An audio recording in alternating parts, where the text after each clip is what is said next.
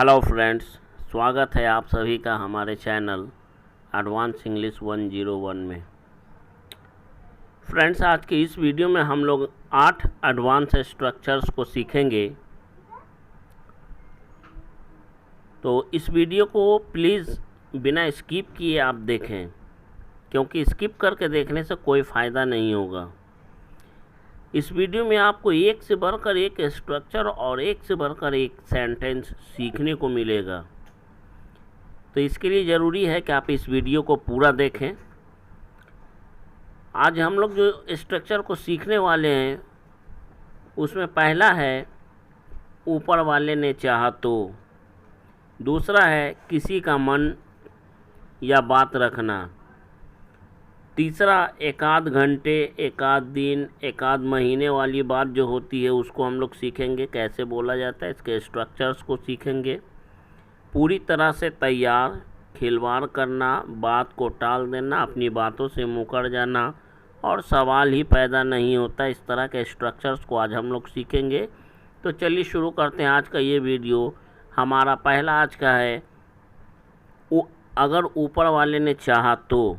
इसके लिए हम लोग इफ़ गॉड विल्स का यूज़ करते हुए सेंटेंस बनाना सीखेंगे। रूल की बात करें तो इफ़ गॉड विल्स पहले लिखेंगे, उसके बाद अपने कंप्लीट सेंटेंस को बोलेंगे। पहला हमारा सेंटेंस है सब्र या धैर्य रखें, भगवान ने चाहा तो सब अच्छा होगा।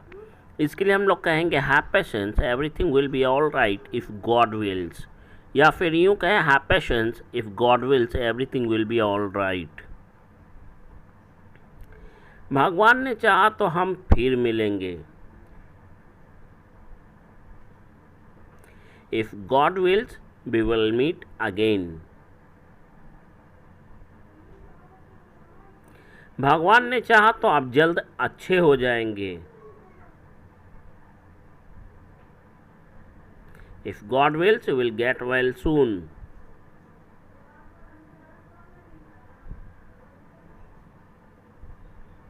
भगवान ने चाहा तो आप भी बहुत जल्द धारा प्रवाह अंग्रेजी बोलना शुरू कर देंगे,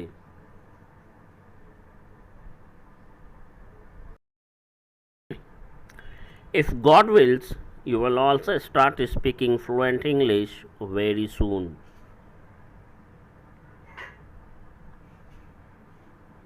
ईश्वर ने चाहा तो आपको जल्द ही इस मुसीबत से छुटकारा मिल जाएगा, if God wills you will get rid of this trouble very soon. ईश्वर ने चाहा तो आप एक दिन इस राज्य के मुख्यमंत्री जरूर बनेंगे,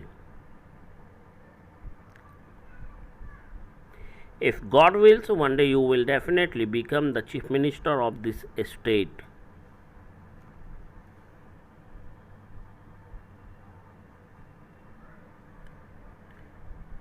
ईश्वर ने चाहा तो इस बार आपकी पत्नी को बेटा होगा, if God wills your wife will blessed with a baby boy this time।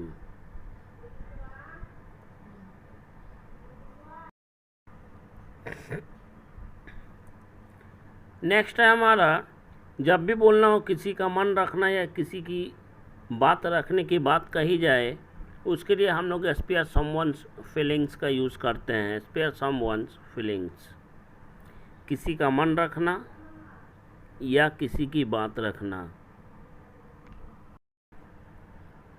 Sentence बनाने के रूल की बात करें तो सबसे पहले हम अपने सेंटेंस को बोलेंगे, उसके बाद टू, उसके बाद स्पेयर, उसके बाद my, his, her, their according to subject, उसके बाद हम लोग फीलिंग्स का यूज़ करेंगे लिखते समय या बोलते समय। उसने इतना सब कुछ इन लोगों का मन रखने के लिए किया है। He has done all this to spare their feelings.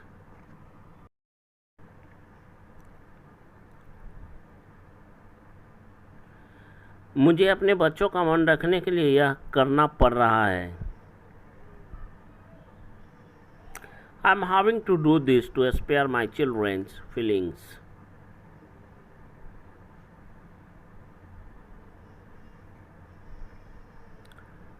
ना चाहते हुए भी पापा का मन रखने के लिए मुझे पढ़ाई जारी रखना पड़ रहा है। Unwillingly, I am having to continue my studies to spare my father's feelings.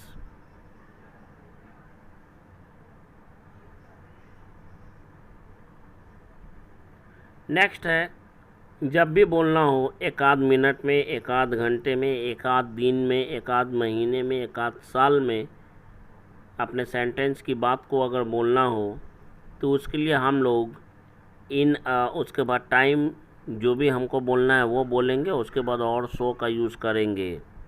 जैसे इन a day or so, in a month or सो, इसका मतलब होता है एक आध दिन में, एक आध महीने में। पहला सेंटेंस है एक आध घंटे में, वह आ जाएगा। अगर आप उसका इंतज़ार करना चाहते हैं तो आप वेटिंग रूम में बैठ सकते हैं। He will come in an hour or so.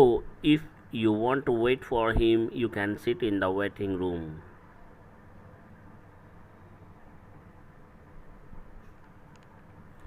एक आध दिन में मैं मुंबई निकल जाऊंगा। I will leave for Mumbai in a day or so. I will leave for Mumbai in a day or so. एक आध सप्ताह में आपका काम हो जाएगा। हो जाएगा मतलब कर दिया जाएगा, पैसिव वॉइस का सेंटेंस है ये। Your work will be done in a week or so. आप बिल्कुल फिक्र नहीं करें, एक आध दिन में आपके पति को बेल पर छोड़ दिया जाएगा। You don't worry at all, your husband will be released on bail in a day or सो।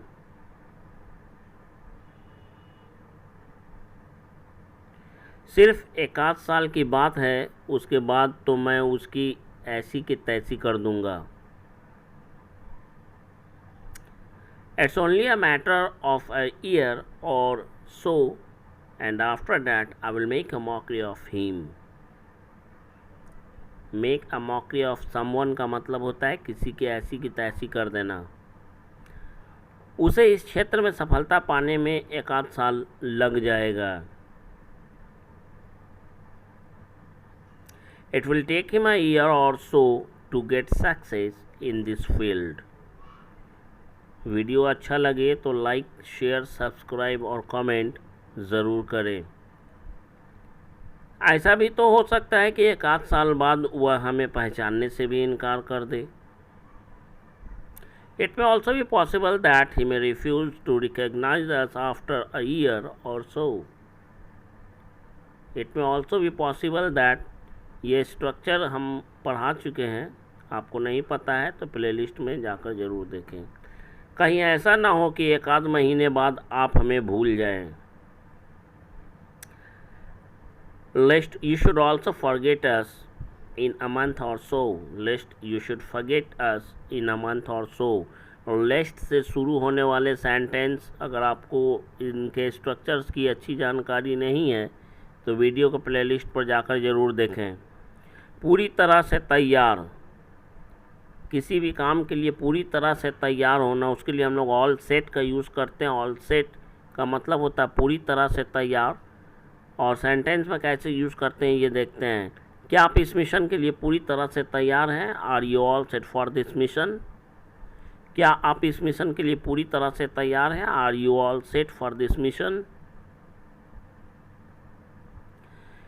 वह जाने के लिए बिल्कुल या पूरी तरह से तैयार है। He is all set to go. He is all set to go.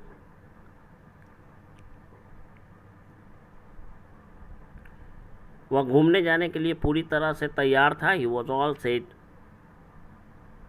To walk around.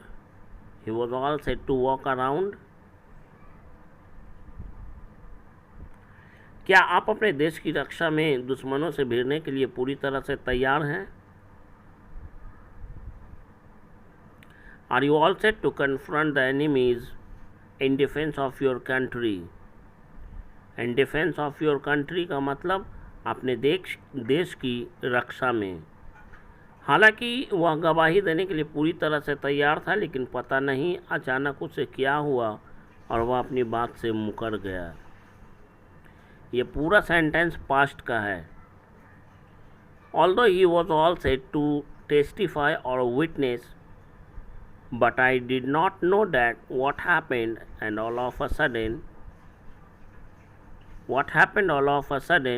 and he went behind his words. All of a sudden का मतलब होता है अचानक। नेक्स्ट है हमारा खिलवाड़ करना किसी भी चीज़ से, जिसके लिए हम लोग प्ले अराउंड विथ का यूज़ करते हैं। प्ले अराउंड विथ जिसका मतलब होता है से खिलवाड़ करना। अपनी ज़िंदगी से खिलवाड़ मत करो।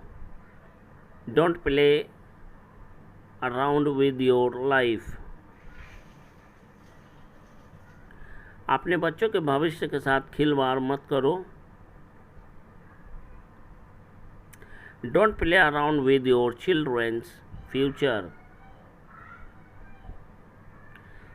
किसी की भी भावनाओं से खिलवाड़ करने का तुम्हें कोई अधिकार नहीं है। You don't have any right to play around with anyone's life.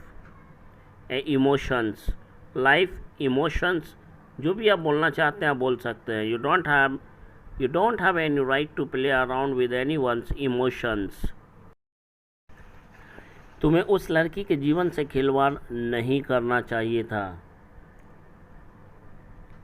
You should not have played around with that girls life. You shouldn't have played around with that girls life.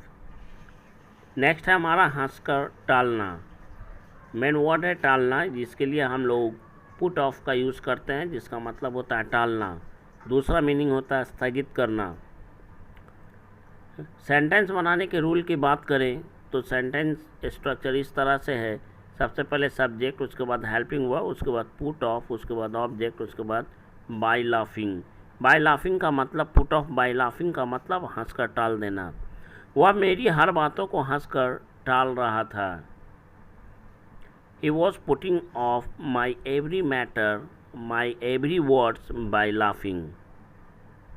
Matter की जगह पे words का भी use आप कर सकते हैं। तुम्हारा भाई हर किसी की बात को हंसकर क्यों टाल देता है? Why does your brother put off everyone's matter by laughing? या मैटर की जगह पे आप वर्ड्स का यूज़ कर सकते हैं। हमें हर किसी की बात को हंसकर कभी नहीं टालना चाहिए। We should not put off everyone's matter by laughing.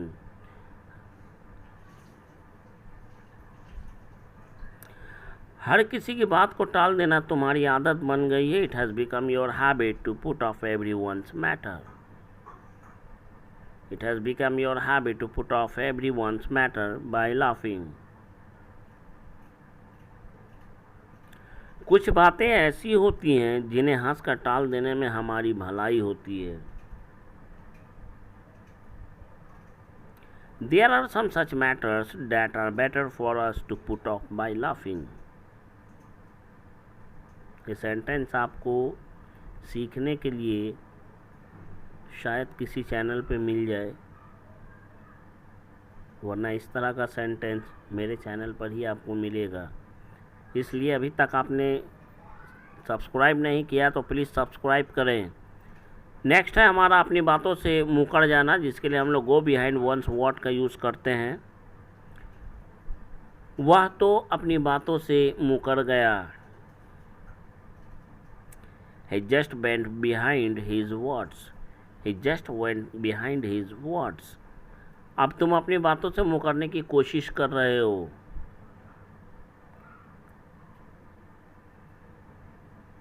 Now you are trying to go behind your words. तुम किसके कहने पर अपनी बातों से मुकर रहे हो?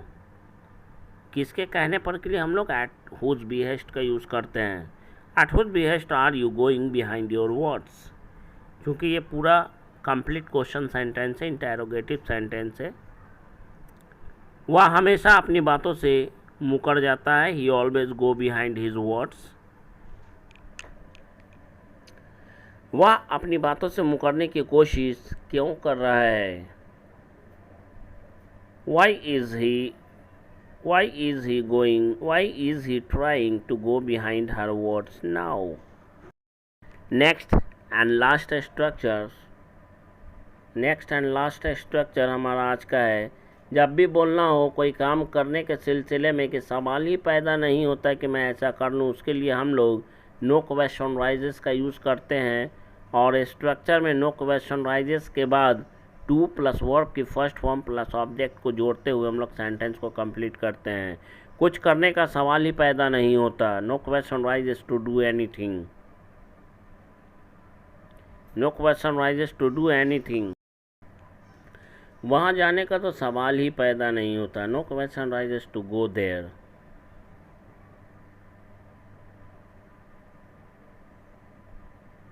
तुम्हारे बिना अकेले जीने का तो सवाल ही पैदा नहीं होता। No question rises to live on without you. Live on का मतलब होता है जीवित रहना।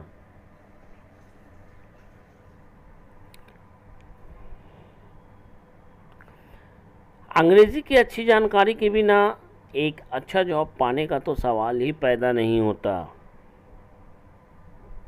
No question rises to get a good job without having sound knowledge of English. That's all for today's video. See you tomorrow in the next video. For till goodbye and take care of yourself, and thanks for watching this video.